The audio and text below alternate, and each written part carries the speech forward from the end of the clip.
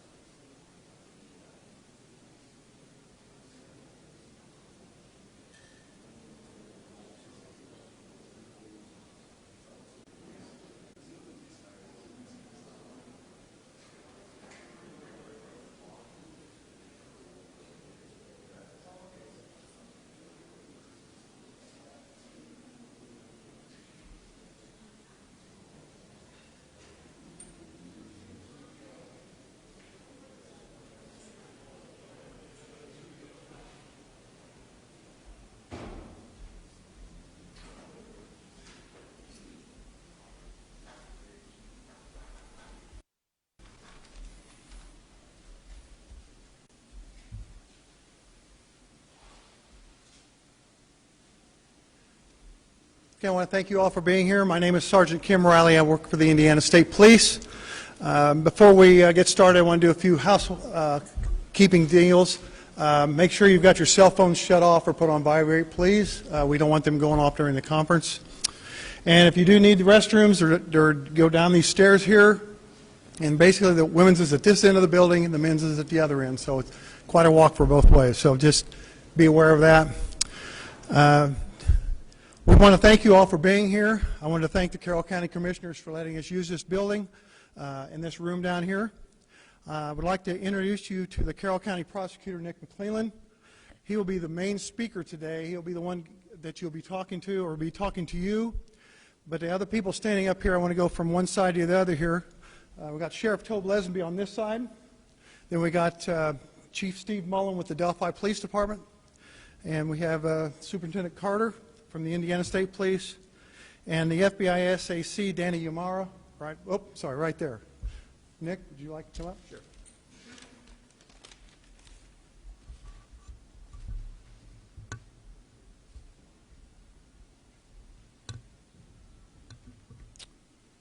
Thank you, Mr. Riley.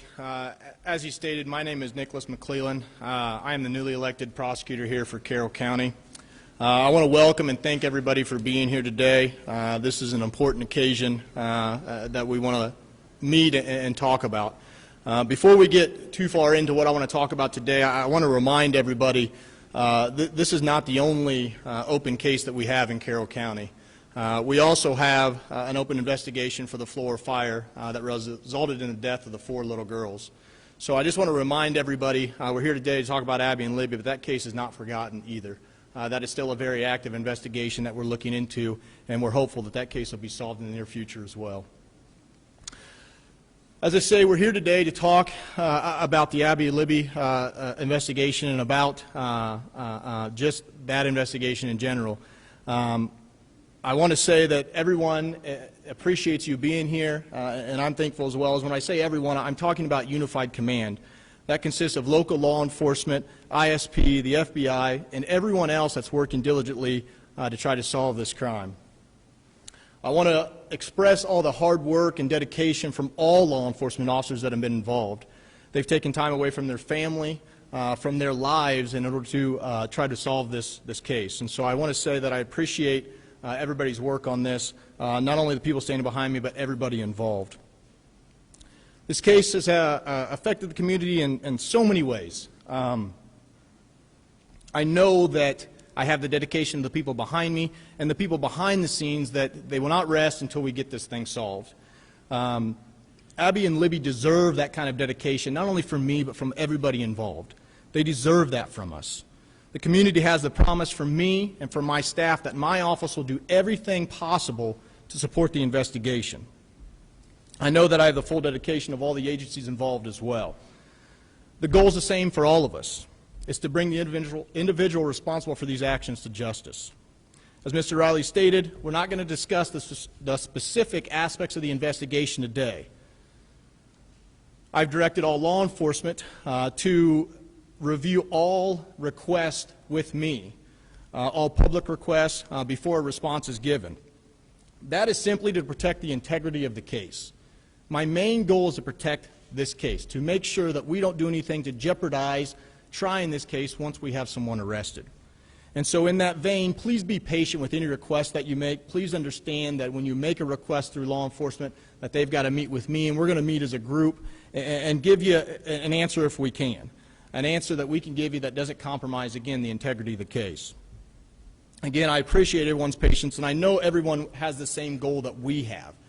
And again, that's to bring the individual responsible for these actions to justice. So I hope everyone understands and appreciates that. I hope everybody understands and appreciates the process, and hopefully we can work together. Media is an important tool that we can use, an important tool that we want to use. We've had to date over 38,000 tips. On any given day, we receive a dozen or more tips. We anticipate more tips coming in after today's conference, and we're prepared for that. We have detectives, officers, and analysts working on these tips and investigating all possible evidence from these tips. All the tips are greatly appreciated. All the tips. We want to encourage people to continue to call in with any information that they may have. I always use the old adage, if you see something, say something. Nothing is going to be considered a dumb tip or a tip that we don't want. Information is our main weapon here, and so any bit of information that someone has, they need to call in and give us. That could be the missing piece that we need to solve this thing. That could be the missing piece that we're waiting on that ties everything together. I know the family has done everything they can to keep this in front of the media, to encourage people to call in tips, and I'm doing the same thing.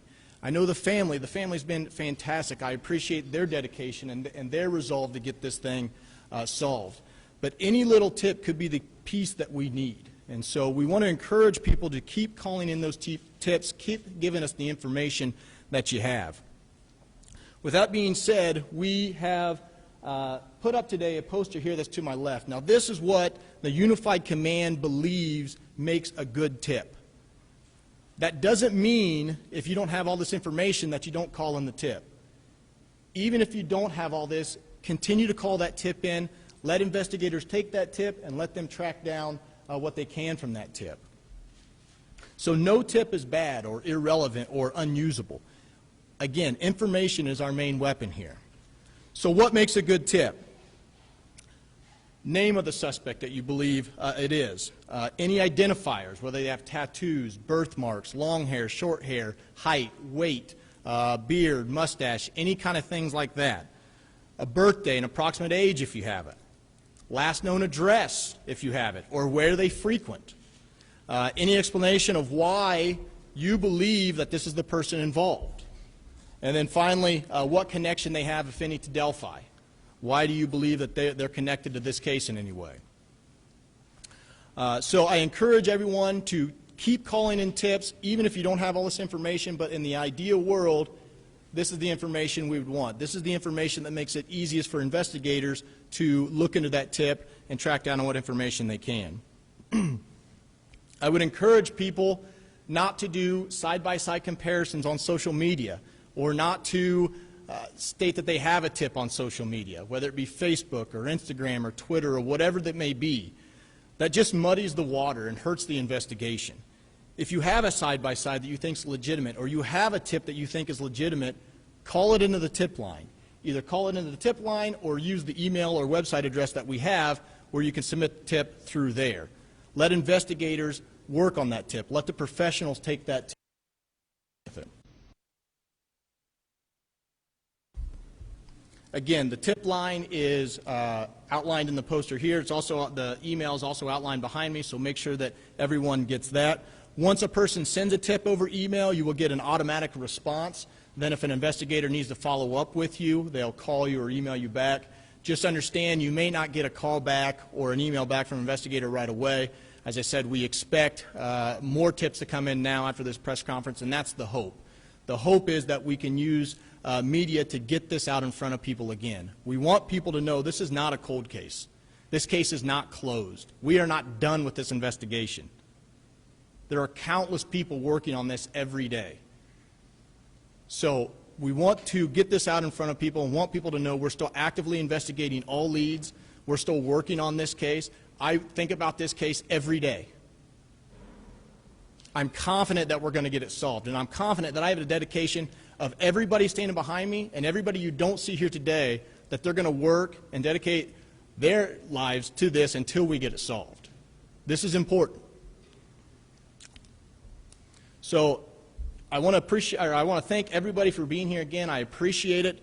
There's just not enough I can say for all the work done by investigators and by the family. I don't want to end this without saying thank you to the families.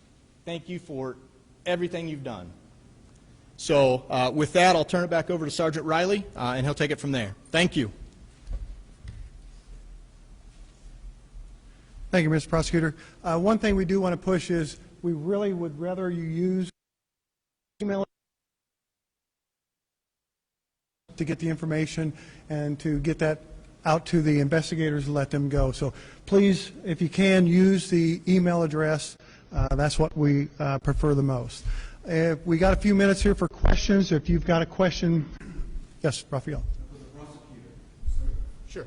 Yes, sir. Good afternoon. As the newly elected prosecutor, having a chance to look at the case with a new set of eyes, have you directed your office or the investigators to take another look, or have there been any instructions from your office to, as you have a mountain of information, to how to proceed with this case in light of the fact that you have 38,000 tips and counting? Right, and so I don't know that that's my role to tell the investigators how to investigate the case. I want to be more of a support to them. If we have a resource in my office that you can use, I want to make that available to them.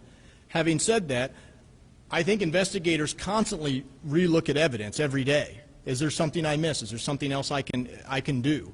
So I think that's constantly going on, but in my opinion, it's not my place to give direction to the investigators on how to run the investigation. I just want to be a support for them with anything that I can do through my office. Is the reward a factor at this point, or is it expanded? Can you repeat the question? I apologize. Is the reward being offered, is that a factor at this point? Well, the reward is still there. To my knowledge, I don't know the exact amount, but I think it's around $225,000. So the reward is still there. So I think that is still there available. Out of 38,000 tips, how many of them meet those criteria? That I can't comment on. Can you give me a ballpark? No. Superintendent, how are the detectives holding up? How are you holding up? You have taken this, I think, personally, at least that's from your comments you've given us before. Did you think we would be here 2 years later still talking about this case? Rich, no, I did not. And how this has affected me pales in comparison to how it's affected the family members, this community, and these incredible investigators that have committed, literally, have committed their lives to this. I really appreciate the question, but we can't lose sight of that. But on the other side, I'm inspired by what I see. And I had somebody recently ask me about the word hope, and I have tremendous hope. Tremendous hope. Seeing what's happened has been an extraordinary journey for me. And most importantly, though, while we're standing up here today, I think all of us would probably agree the people that matter are flanking us. We just get to represent them. So, Rich, I appreciate the question. Superintendent, I understand you may not be able to answer this question, but I thought I would just ask anyway. I know around the time that when John Miller was arrested for April Tinsley's murder, at the time I know that you guys were looking into the methods that Karen Braun and the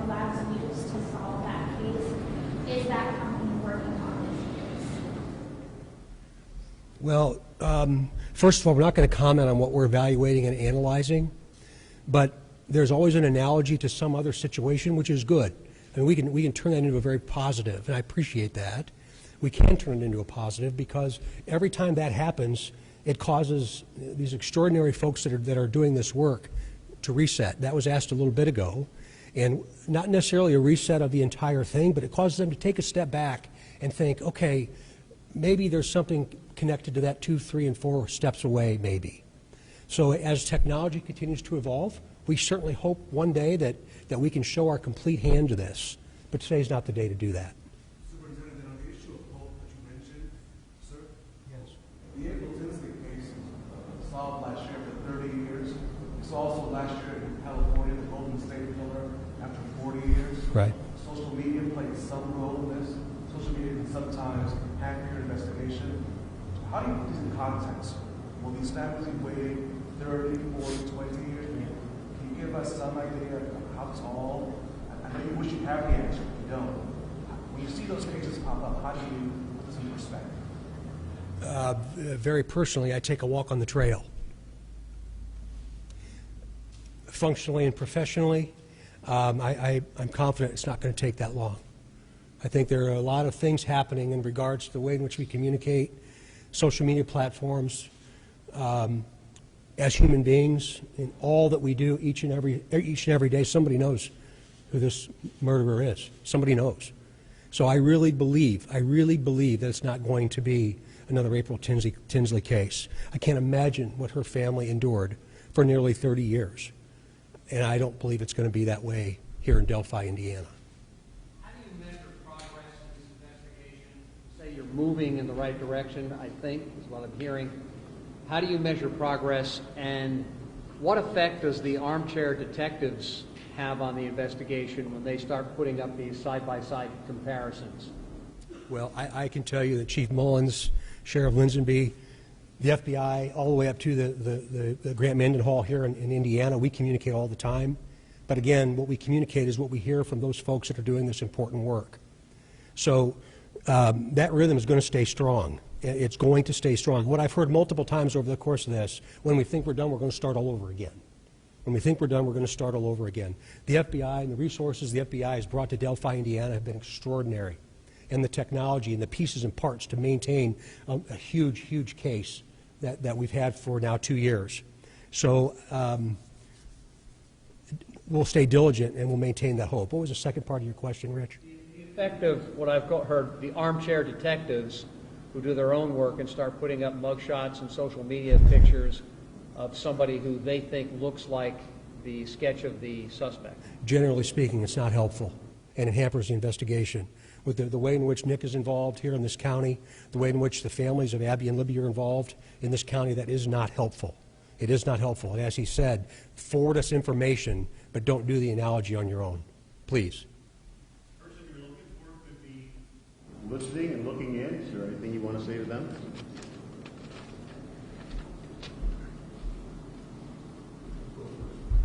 Thank you. Well, I guess I'm confident we're going to solve this case. So I'm confident that if he's listening in or she's listening in or whoever it is, that at some point I'll be sitting across from you in the courtroom.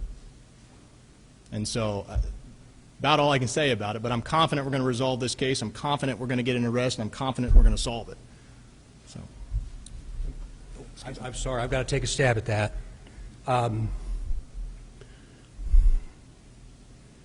It's the first thing that my simple brain thinks of in the morning, and it's the last thing I think of at night, and I know I represent everybody else that's dressed like me today. If you're watching, we're coming. If you're watching, we are coming. This county of Carroll and all that has happened here and all of the sadness associated with this county is unacceptable in a civilized society. But the flip side of that is look what's happened in this community because of these tragic events. I mean, the unity and unification and what's actually coming of this and the positivity associated with human interaction is really something to watch. But if you're watching, as Nick said, I hope that I am able to stare him in the eye and ask him why. Because at the end of the day, the two behind me are the ones that matter the most, then the family, then this community. Superintendent, there's been a lot of information that has not been released. Cause of death, the time of death, DNA that was extracted. At any point, do you feel like you're going to answer those questions? At this point, we don't want to comment on anything about the investigation. We're here to focus on Abby and Libby and focus on that, look, this is not a closed case. And again, if someone has a tip for something, call it in. Let us investigate it. And again, this is what makes a good tip, the poster here behind Sergeant Riley. If you don't have all the information, it's okay. Still call in the tip. But I don't want to touch base, or I don't want to talk about the specific aspects of the investigation at this time. Can you talk about why that's so important that you guys keep that information close to us? The main reason is for the integrity of the case. Right? At some point, this case is going to go to trial or come to the courts, and we need to make sure that the integrity of the case is solid. And so that's the main reason. Two more questions. So, Mr. Prosecutor, just to be specific, my colleague asked, we know that there's video by a heroic young lady in Germany. Is there a reason why you will release the video of this gentleman, the suspect, and make sure more of his gates or what he's doing? Is there a reason why you're not doing that in an effort to protect the case? Can you just put that in context? I know you can't talk about the evidence, but we know it exists, so can you at least address the evidence? Well, unfortunately, and the fear sound like a broken record, it kind of falls in the same category, and so I'm not going to comment on that at this time. Again, I want to focus on kind of the things that I talked about today and just let everybody know that the dedication to solve this thing is here. It's not only here in my office, but here behind me and everyone supporting this investigation. And so I don't want to comment on that. I want to focus on, the fact that we've gotten tips, we keep getting tips, and we hope to continue to get them until we get this thing solved. So. One more. State Superintendent mentioned that the FBI has brought great resources to this investigation. Could the FBI discuss those, or the FBI doesn't comment? I apologize, but no, we won't discuss anything regarding this active investigation. But we do provide any and all resources we have to support and advance this investigation. So can you at least, I know you can't talk specific, can you use on global terms, what that looks like, what that means? Any resource that we are capable of, whether it be technological or investigative, we are applying it, and we do it every day. That's all I can tell you. I'm sorry. We want to thank you all for being here. We appreciate your time. Have a safe trip home.